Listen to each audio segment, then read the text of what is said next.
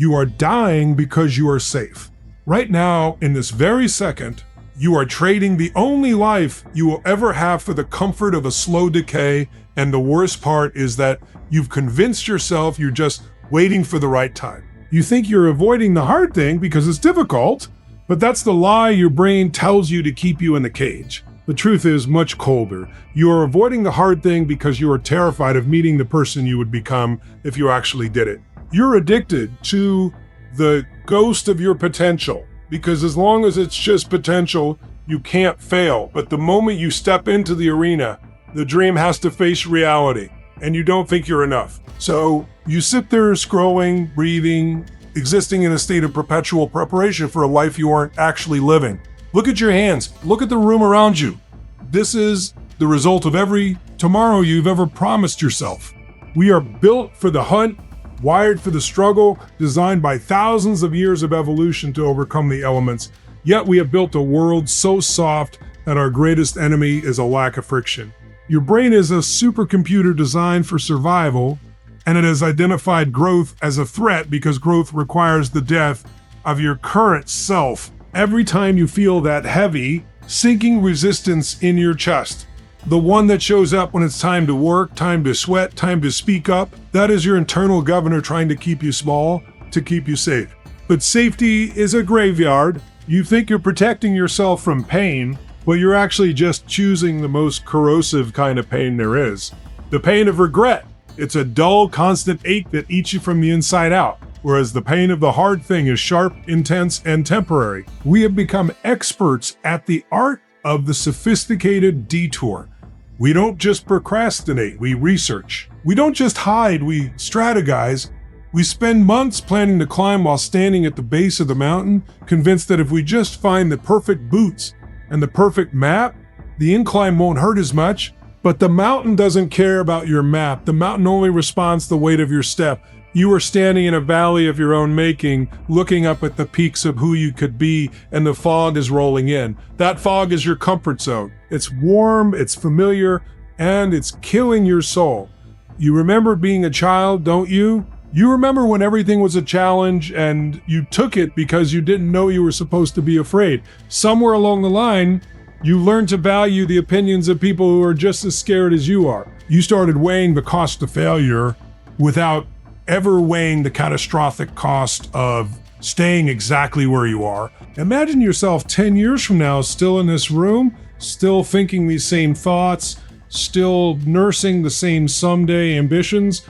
Only now your body is older and the fire in your gut has turned to ash. That is the true high-stakes gamble. You aren't gambling your success, you are gambling your existence. Every hard thing you avoid is a brick in the wall of the prison you're building for your future self. When you choose the easy path, you aren't being kind to yourself, you are being a traitor to the person you were meant to become. The resistance you feel is not a stop sign. It is a compass. It is pointing exactly toward the gate you need to kick down. If it doesn't terrify you, it isn't big enough to change you. You have to stop looking for a way around the struggle and start looking for the beauty within it. There is a specific kind of clarity that only exists in the middle of the fire. There is a version of you that is forged in the moments when you want to quit, but you don't. That person is a stranger to you right now because you haven't earned the right to meet them yet. You want the confidence without the scars, but the scars are the only things that prove the confidence is real. Stop waiting for the motivation to strike. Motivation is a fair weather friend who disappears the moment the wind turns cold. You need discipline, which is the ability to do the thing when you hate it, when it hurts, and when no one is watching. The world is full of people who are almost great, who almost started that business, who almost changed their lives. The difference between them and the legends is the willingness to be uncomfortable. You have to fall in love with the boredom of the work and the agony of the repetition. You have to treat your comfort like a poison. When you feel the urge to retreat into the easy, you have to recognize it as a siren song leading you onto the rocks. Think about the people you admire. Not the ones who got lucky, but the ones who stayed. The ones who looked at the impossible and said, good. They didn't have a secret ingredient. They just had a higher threshold for the hard. They realize that the hard is actually the barrier to entry that keeps the world from becoming average. If it were easy, it wouldn't be worth your time. The difficulty is the filter. It's the universe's way of asking, how bad do you want it? Most people answer that question with a shrug and a return to the couch, but you're still listening. Something in you is screaming because it knows I'm telling the truth. That scream is the part of you that's still alive, the part that hasn't been smothered by the pillows of modern convenience.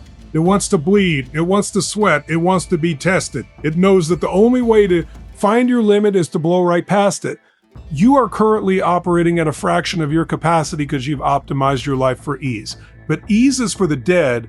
The living are meant to be stretched. You need to go back to the things you've been putting off.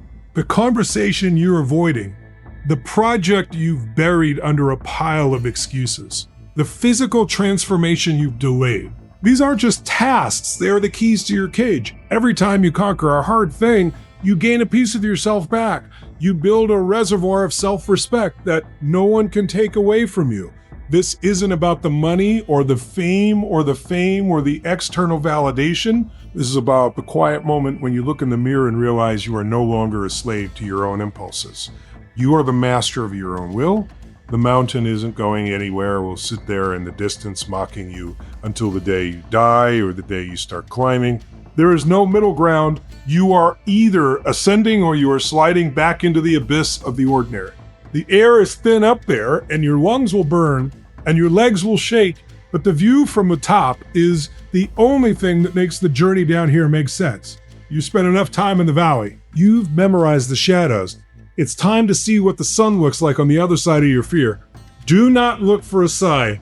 Do not wait for a better season. The conditions will never be perfect and the wind will always be against you. That is the point. You were born to float. You were born to row. Put down the distractions. Silence the noise of everyone else's expectations.